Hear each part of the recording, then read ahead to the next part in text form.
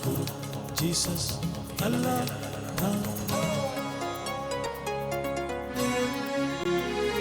shines of India. Jagmohan से आगे बढ़ने पर मुख्य मंदिर का द्वार दिखाई देता है। इसके ऊपर नवग्रह देवताओं की मूर्तियां बनाई गई हैं। सबसे पहले नवग्रहों की स्थापना मुक्तेश्वर मंदिर में ही की गई। बाद में यह परंपरा यहां से निकलकर दक्षिण के बाकी मंदिरों में पहुंची। जगमोहन की तरह ही यहां भी द्वार की चौखट पर कलात्मक चंद्रशिला का निर्माण किया गया है। चंद्रशिला से होते हुए मुख्य मंदिर में पहुंचते हैं। गर्भगृह के मध्य भाग में भगवान भोले शंकर का शिवलिंग स्थापित है। लिंग के ऊपर स्वर्ण आभा लिए हुए सर्प लिपटे हुए हैं। सांपों को भगवान भोले शंकर का कंठहार माना जाता है। मुक्तेश्वर मंदिर के आसपास कई सारे मंदिर हैं। दूर से देखने पर यह विशाल मंदिरों का एक समूह लगता है। इसके ठीक बगल में सिद्धेश्वर मंदिर है। पश्चिम दिशा में केदार गौरी स्थित है। मुक्तेश्वर मंदिर के सामने एक बड़े से उद्यान को पार करने के बाद ही परशुरामेश्वर मंदिर की सीमा शुरू हो जाती है। मंदिरों के इस शहर को देखने के लिए बड़ी संख्या में देशी विदेशी पर्यटक साल भर भुवनेश्वर आते रहते हैं। मुक्तेश्वर मंदिर के आसपास का वातावरण बहुत शांत है।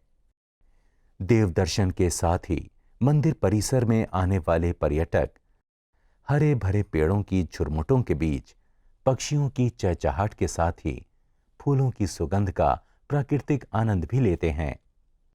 पर्यटन के लिहाज से यहां आने का बेहतरीन समय अक्टूबर से मार्च के बीच होता है। भुवनेश्वर उड़ीसा प्रदेश की राजधानी होने के कारण देश के सभी हिस्सों से सड़क, वायु और रेल मार्ग से जुड़ा हुआ है। दक्षिण पूर्व रेलवे के हावड़ा रेलवे स्टेशन से 437 किलोमीटर दूर है भुवनेश्वर रेलवे स्टेशन। सड़क के रास्ते ये कोलकाता से 480 किलोमीटर और चेन्नई से 1225 किलोमीटर दूर है। दिल्ली, कोलकाता, मुंबई तथा चेन्नई से भुवनेश्वर के लिए हवाई सेवाएं भी उपलब्ध हैं। मुक्तेश्वर मंदिर प्रांगण के भीतर एक बड़ा सा कुंड है। इसे मारीची कुंड कहते हैं। इसकी लंबाई 100 फीट और चौड़ाई 25 फीट है। इस कुंड में बड़े पैमाने पर मछलियां रहती हैं। इनके शिकार पर पूरी तरह से पाबंदी है। यही वजह है कि प्रकृति के आंगन में ये मछलियां खुले तौर पर बिना किसी डर के घूमती फिरती नजर आती हैं। इस कुंड का पानी पवित्र माना गया है। कहा जाता है कि इसके जल से स्नान करने से बांझ स्त्री को भी संतान की प्राप्ति हो जाती है। मंदिर के आसपास का वातावरण भी पूरी तरह से शिवमय है। हरे भरे घास के बीच में खूबसूरत कटिंग करके शिवलिंग बनाया गया है। बगीचे में ही एक बड़ी सी सूर्य घड़ी है। इसके जरिए समय का पता लगाया जाता था। शाम के समय मंदिर में नित्य पूजन का कार्यक्रम होता है। इस दौरान धूप, दीप और नैवेद्य से भगवान भोलेनाथ की आरती की जाती है।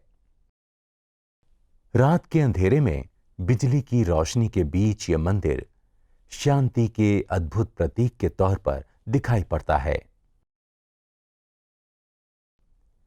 ऐसा लगता है जैसे ये विशाल सांस्कृतिक धरोहर अपनी गौरवमयी आभा के साथ मंद मंद मुस्कुरा रहा हो। इन्हीं मुस्कुराहटों में छिपा अतीत हमारा आज बनाता है। इन्हीं के सहारे हमारे विकास का सिलसिला आगे बढ़ता रहता है। आखिरकार यही गौरवमयी विरासत ही हमारी ताकत है, हमारी प्रेरणा है, जिसके सहारे देश चारों दिशाओं में एकता और अखंडता के सूत्र से बंधा है। Shines of India.